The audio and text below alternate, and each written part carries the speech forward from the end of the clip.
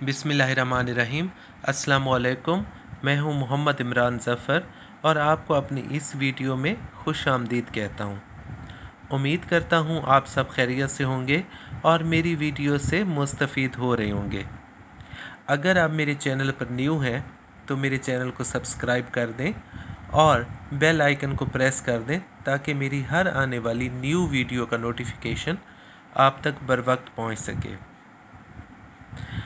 पिछली वीडियोस में मैंने आपको इन्फॉर्मेशन दी थी स्ट्रक्चर ऑफ क्रोमोसोम्स के हवाले से कि क्रोमोसोम्स की स्ट्रक्चर क्या होती है और इसकी टाइप्स कौन कौन सी होती हैं।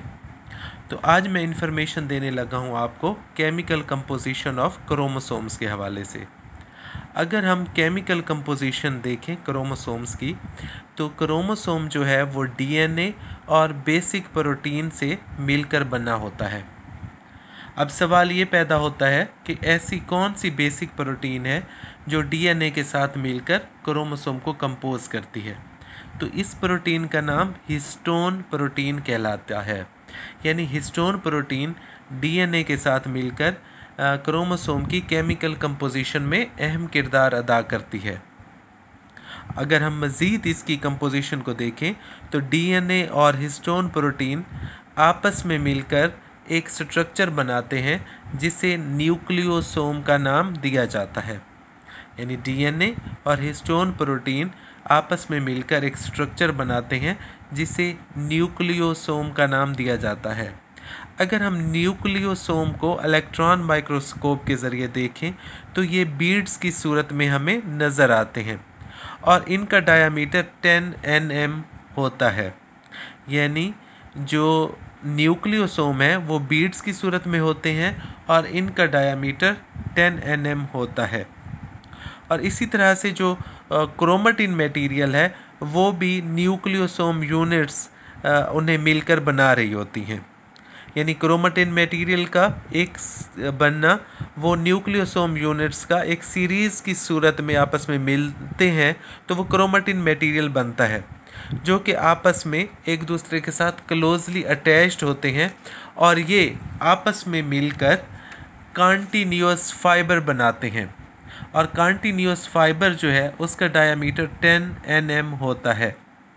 अगर हम एक न्यूक्लियोसोम को देखें तो वो 8 मुख्तलिफ़ किस्म की हिस्टोन प्रोटीन्स मिलकर उसे बना रही होती हैं।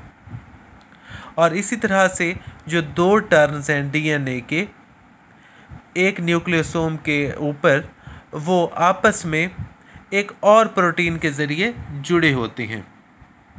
अगर हम इसकी केमिकल कंपोजिशन को देखते हैं, मैं रिपीट करता जाऊं कि इसकी जो केमिकल कंपोजिशन है उसमें 2 अहम जो किरदार अदा कर रहे हैं वो डीएनए है। DNA stands for deoxy ribose nucleic acid और अहम किरदार इसमें जो प्रोटीन अदा कर रही है वो हिस्टोन प्रोटीन कहलाती है। यानी डीएनए और हिस्टोन प्रोटीन ये दोनों मिलकर केमिकल कंपोजिशन में अहम किरदार अदा करते हैं। और इसी तरह से डीएनए और हिस्टोन आपस में मिलकर जो स्ट्रक्चर बनाते हैं वो न्यूक्लियोसोम कहलाती है।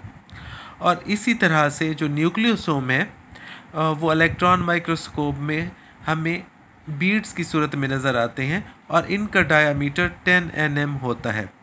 और इसी तरह से जो क्रोमेटिन मटेरियल है वो अगर हम न्यूक्लियोसोम की यूनिट्स को रिपीट करते हैं एक सीरीज़ की सूरत में तो वो क्रोमेटिन मटेरियल बनाते हैं। और इसी तरह क्रोमेटिन मटेरियल जो है वो एक कॉन्टिन्यूअस फाइबर को बनाता है और जिसका डायामीटर तकरीबन 10 nm होता है। अगर हम एक न्यूक्लियोसोम की बात करें तो वो 8 मुख्तलिफ़ किस्म के प्रोटीन्स आपस में मिलकर एक न्यूक्लियोसोम यूनिट को बना रही होती हैं। ये था मेरा आज का टॉपिक जिसमें मैंने आपको केमिकल कंपोजिशन ऑफ क्रोमोसोम के हवाले से बताया।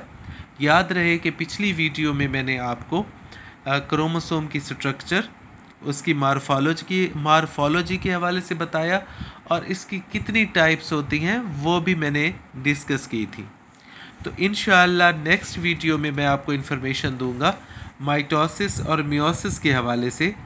तो स्पेशली मैं उसमें बताऊंगा कि जो माइटोसिस है उसके कितनी स्टेजेस या इवेंट्स होते हैं उनकी डिटेल बताऊंगा। तो इंशाल्लाह जल्द न्यू वीडियो में आपके साथ मुलाकात होगी। इसी तरह से मेरी वीडियोस को देखते रहें और मुस्तफ़ीद होते रहें। बहुत शुक्रिया। अल्लाह हाफिज़।